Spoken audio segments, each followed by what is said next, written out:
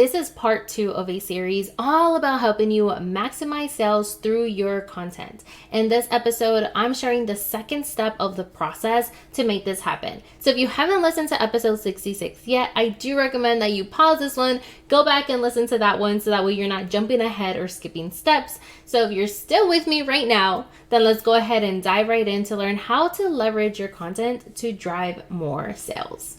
Hey, I'm Lucy Reyes, your host of the Cheerful Productive Chats podcast, where I'm on a mission to help online entrepreneurs like you focus on all the right things and kiss overwhelm goodbye.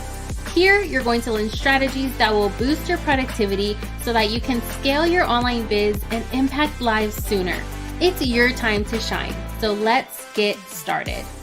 Hey, welcome back to the Cheerful Productive Chats podcast. I'm really excited to be back because funny enough, right before or as I was planning this series and as I'm trying to figure out what I'm going to talk about, I am looking at my own stats and I'm looking at my information, my data. This is something that I cover a lot inside of the System Savvy Society and why it's so important to track your data. But tracking this information for the podcast specifically led me to do a couple of changes, which I'm going to talk about here at the top of this episode so that way you are aware of what those changes are. This episode is really about your long form content, and for me, this is podcasting. Like my podcast is my long form content that I create every week or have been for several months now. I usually try to do it every week, but as I was looking at all the information, not just for my podcast, but other stats that I've been tracking as well, I have decided to dial it back a notch.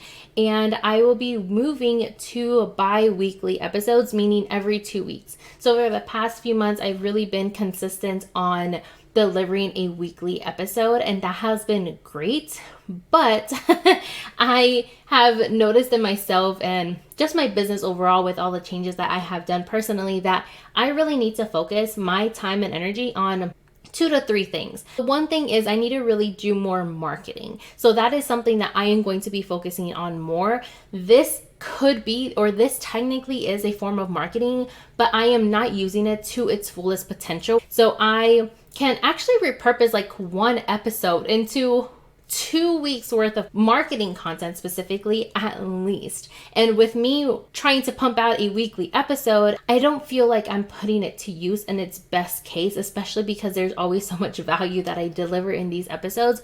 And I really want to shift my focus to that, as well as the System Savvy Society. So that is still a new membership and I'm constantly working on it in and day out. Like that is my number one priority. And then of course, my clients, my VIP day clients. So those are the big 3 things that I really need to focus my time and energy for. And in order to make that possible, I need to scale back on the podcast and not put the pressure on myself to really try to release a weekly episode. So moving forward, it's going to be every 2 weeks. If I'm able to squeeze an extra one in, then I will absolutely do that. But for my own sanity, I am giving myself the permission to not feel the pressure to get it done every single week. So that is just a brief update on this podcast and what you can expect. So I'm still going through the series. We still have 2 episodes left in the series, but just know that they're going to be released over the next month, okay? If you want more support, more real-time support with anything that I share on this podcast, if you want to learn how to really create and implement effective strategic systems that help you get more done in less time, that help you get things done better, faster, easier, quite frankly, then you'll want to join us inside of System Savvy Society. That is where, like I said, I am hanging out every single day and where you can get real-time support from me to help make that possible for you.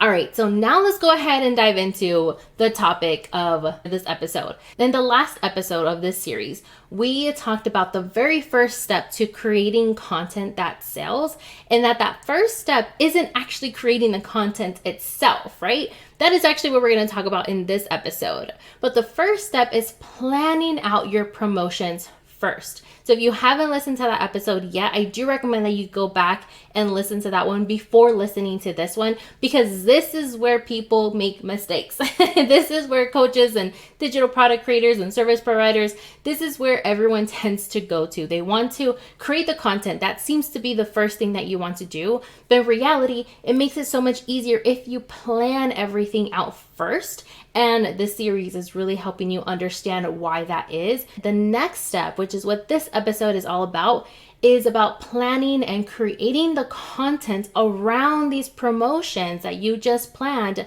to help you increase sales. Starting with why planning content is so helpful, like why planning your content first around your sales can really help drive more sales. So one, it makes it easier for you to story tell and to give your audience some inspiration for whatever the thing is that you're wanting to sell. And this is typically known as pre-launch content, which is used to help you increase more sales during your launch period. But you don't always have to create weeks worth of pre-launch content in order to drive more sales. It also depends on so many factors, like the price point, like what else you're doing, what it's about, the topic, your audience. Like there's so much else that you need to look at with regards to pre-launch content and launch content. But you can still use, like even if you're just running a flash sale, a 2 to 3 day flash sale, you can still create one long form piece of content either the week of, the week before, leading up to this flash sale that you're about to run, and create more sales for it, increase the demand for it so that way you make more sales because you're explaining something around the topic, okay? And this content that you create should be directly related to whatever it is that you've tried to sell. I've done it many times before on this podcast. Like I did it a few weeks ago on this podcast. So the main thing, I was running a flash sale for my Etsy listing workflow. And so I created and recorded a podcast episode around the Etsy listing workflow process. And my call to action at the end was, hey, check this out in the shop. And it just so happened that that week I was running a flash sale for it. I've done this several times in the past. In fact, this episode is also something that I'm working on for the next few weeks. Like inside of the System Savvy Society, this month's Savvy Solution topic is all about creating an endless and organized content bank. And that is one system that we're going to be focusing on creating and implementing inside the society this month. And so this episode is coming out at a perfect time for that because we're talking about content. We're talking about all the content that you can create. And when you have so many content ideas, what do you want to do? You want somewhere to store all of your ideas. And when you have all of these ideas, how do you know which ones you've used, where you have used it, all of that stuff? So that is where my Savvy Solution comes in. And so this is even one of those episodes. I didn't do this on purpose, but when I realized it, I was like, I was like, this is great. This works out perfectly. The timing of this is coming out amazing. But you can actually plan for this to be the case all of the time. And it doesn't just have to be during these big launches. You can do this for flash sales as well. Now, whenever you actually start to get into this creative content creation process, you want to put and use some sort of workflow or system to help you stay organized. So for when I'm recording podcast episodes, I'm specifically using my podcast workflow and hub. That's what I call it. It's actually on my screen here to the right of me because that is letting me know what steps I have to take when I'm recording this podcast, or the full process, which we know is so many steps, especially if you're a podcast host yourself. You know how much is involved with recording a podcast episode.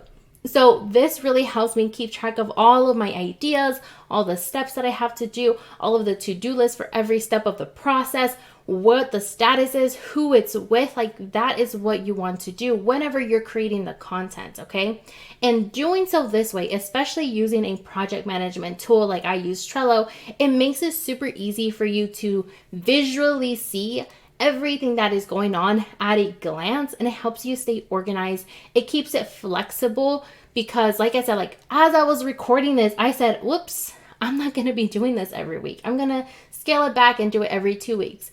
And my system allowed me to just quickly make some changes. And now I know what the new publishing dates are going to be. So it keeps it flexible.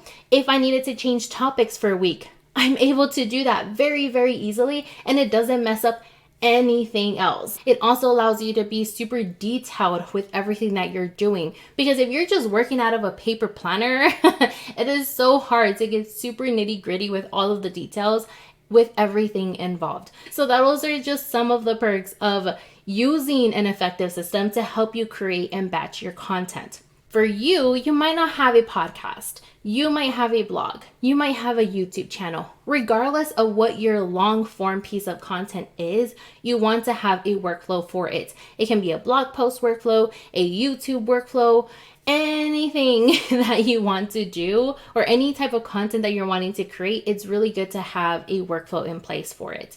And this is actually what I help you create inside of the System Savvy Society, so that way you know how to do it for yourself, or you can just hire me to do it for you through my VIP day.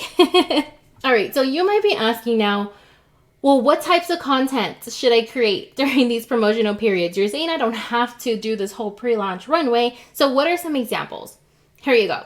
Some super short examples that you can use for your content to help you drive more sales is why the topic of your thing is important. Like, that is one prompt. Another prompt is behind the scenes glimpses as to how you use your strategy, method, template, etc. So you can give them a little behind the scenes, over the shoulder, some information of like, this is how I use this content. I kind of went through that right now, just as I was talking when I said I use my podcast workflow like this. That is basically what I have done there, is I'm telling you how I'm using my own product, and then that would be how you would make more sales towards it. So that is an example. Another thing is student, client, customer testimonial interviews. You can get on the phone with one of your clients and ask them a series of questions of how your thing helped them, how it worked for them. So those are just some examples, but really you can go to ChatGPT to help you come up with so many more content ideas to help you sell your course, your template, your product, your service, your offer. Just go to ChatGPT and ask it to help you come up with some ideas to help you sell the specific thing that you're trying to sell, okay? And then as you come up with all these ideas, be sure to add them to your content bank so that way you never run out of ideas. And if you don't have a content bank, or maybe you have one and it isn't as organized, well, that is what this month's Savvy Solution is all about inside of the System Savvy Society. I already mentioned that. So come join us and I will show you how to create a content bank that is super organized, that lets you know where everything is, lets you see an endless amount of content ideas for you to just quickly search, find, and put it out into the world to help you boost that marketing like I'm trying to do for yourself with this content bank. I am sharing my exact process inside the society on how exactly I do this. So if you want to join us, then go to cheerstoproductivity.com/SSS. And I really hope to see you inside. Now, in the next episode of this 4-part series, we're going to dive into my favorite marketing mechanism, which is planning and keeping up with all the email newsletters. But until then, I do hope to see you inside the System Savvy Society. Thank you so much for listening to the Cheerful Productive Chats podcast with me, Lucy Reyes. To view the complete show notes and all the links mentioned in today's episode, visit cheerstoproductivity.com/67. And before you go, make sure you follow or subscribe wherever you're listening so you know once the next productive chat is released. Talk soon, and cheers to your productivity and success.